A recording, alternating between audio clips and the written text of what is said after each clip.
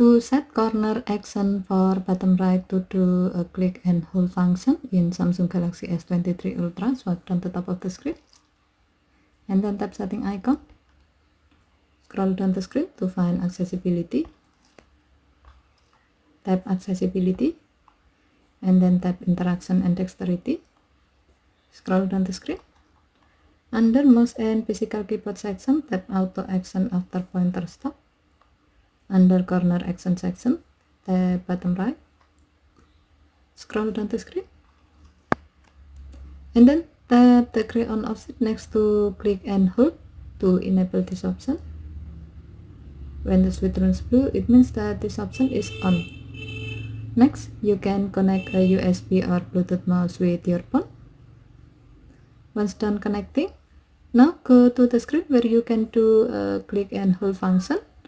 As the example, we will use this function to open up the menu on the home screen. To do so, go to home screen.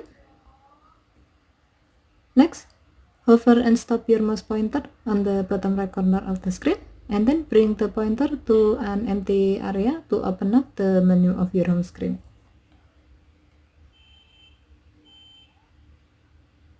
Okay, thank you for watching. Have a nice day.